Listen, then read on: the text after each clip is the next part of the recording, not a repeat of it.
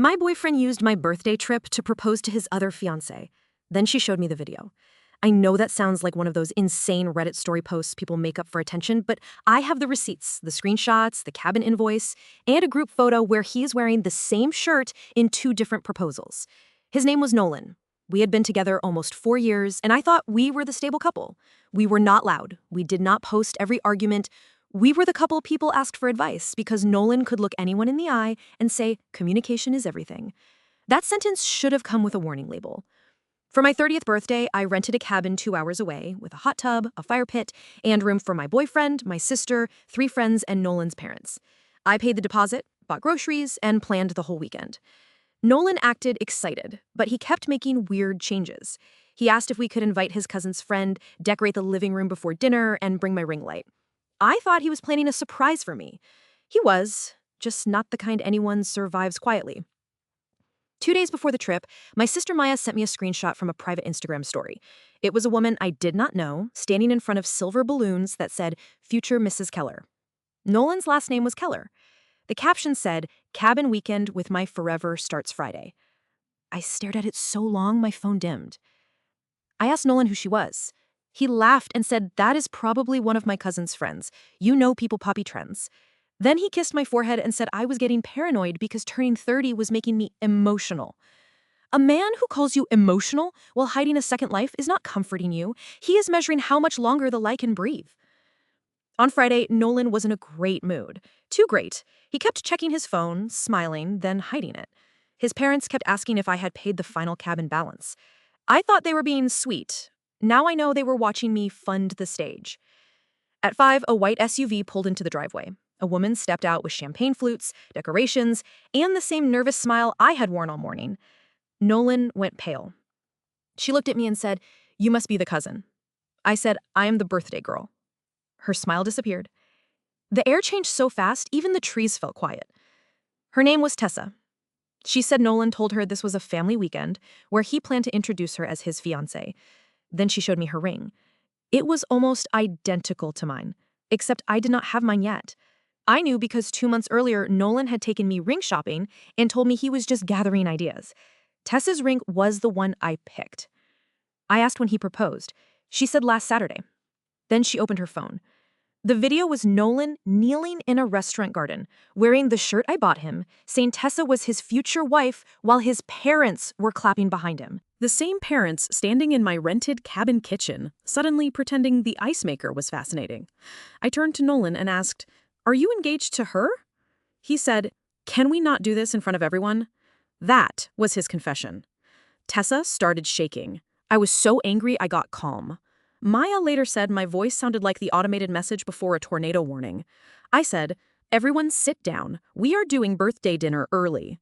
Nolan tried to grab my elbow. I said, "Touch me and I will make the next conversation with police instead of dessert." He let go. We sat at the dining table I had paid extra for. I put my phone on the ring light and started recording. Nolan's mother called me dramatic. Tessa said, "No, record it." Then the receipts started. Tessa showed texts where Nolan called me his unstable roommate. I showed texts where he called Tessa a coworker with boundary issues. Both lies were almost identical. Then Maya opened the shared photo album Nolan forgot he was still connected to. There were screenshots of calendar events, ring pickup, cabin proposal, family announcement, money talk with dad. That was the key. I asked what money talk meant. Nolan said nothing. His father said enough. That is when Tessa pulled out a printed contract. Nolan told her he needed extra savings for a starter house loan, so she gave him $8,000. He told me his parents would reimburse the cabin later, but I needed to pay the full balance first. He had taken money from both of us for the same imaginary future. And his parents knew, because Tessa had a screenshot from Nolan's mom saying, "Once both girls are handled, we can sort the house money." Both girls. Handled. The room went silent in the way rooms go silent when people realize they are not witnesses anymore. They are evidence. Nolan's mom said the screenshot was taken out of context. I asked what context made both girls sound like charity work. Nobody answered, so I stood up and gave my birthday toast. I said, Thank you for coming to the cabin I paid for and joining this live documentary about one man's commitment to fraud. Nolan used my birthday weekend, my ring choice, my decorations, my ring light, and apparently my credit card. Tessa raised her glass and said, and my $8,000. My sister added, and his parents' audacity. That broke something in Nolan.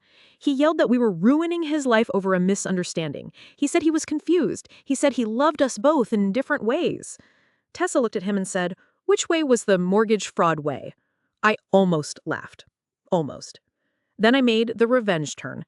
I opened the cabin app and canceled the second night. Because I booked under my name, only I could modify it, and a storm warning let me leave early with a partial refund. Then I requested refunds for duplicate alcohol Nolan ordered on my card, disputed the transfers he labeled birthday planning, and watched Tessa freeze the payment she sent for the fake house savings. Nolan's father said, "You are going to destroy this family." I said, "No, your son built a trap and invited witnesses." The final confrontation happened by the fire pit. Nolan followed me crying, saying he only proposed to Tessa because his parents liked her better, but he was always going to choose me. That was when Tessa came out holding his iPad. She guessed his passcode. Inside was a note titled, Cabin Timeline. It listed the weekend schedule. Friday, arrive with Emma. Friday evening, Tessa arrives. Dinner reveal. Saturday morning, pressure Emma into forgiving or leaving. Saturday sunset, propose to Tessa with family if Emma leaves. Sunday, ask Emma to keep quiet until after loan approval. He had planned my humiliation down to the hour. I took a picture of the note. Then I sent it to the group chat with every guest at the cabin, including his parents. His mother ran outside and screamed that I had no right to expose private family matters. I said, "Funny, you had no problem using my private bank account." By midnight, Maya had packed my car. Tessa packed hers. My friends took the groceries I paid for because if anyone deserved the expensive cheese, it was not Nolan. Before we left, I filmed Nolan in the doorway while two women he lied to carried out coolers, decorations, and every shred of dignity he thought he could borrow from us. I posted nothing that night. My paralegal cousin said, "Send it to people who can do something, not people who can just comment fire emojis." So we did. Tessa sent the note, proposal video, texts, and bank records to her lender contact. I sent my receipts and the cabin recording to my credit card company. Maya sent the screenshot from his mom to Nolan's aunt, who apparently controlled a family trust Nolan expected to borrow from. That was the final twist. The house money was not from Nolan's parents. It was from his grandmother's trust, and the rules said no distributions for anyone involved in fraud or public scandal. By Monday, Nolan lost the house deal. Tessa froze her $8,000 before it cleared. I got most of the cabin refund, and his aunt cut him off from the family business. He texted me one last time. He said, "You could have handled this privately." I replied, "You scheduled my public breakdown for Saturday at sunset." Then I blocked him. A week later, Tessa mailed me the silver Future Mrs. Keller balloons. She had crossed out Future Mrs. and written Former Evidence Department. I still have one in my closet. Not because I miss him, because whenever I doubt myself, I look at that stupid balloon and remember that the truth did not ruin my birthday. So if your partner keeps saying you are paranoid, check whether they are actually afraid you are observant. Nolan wanted my birthday to become his other proposal story. Instead, it became the weekend two women compared receipts, canceled his future, and took the expensive cheese.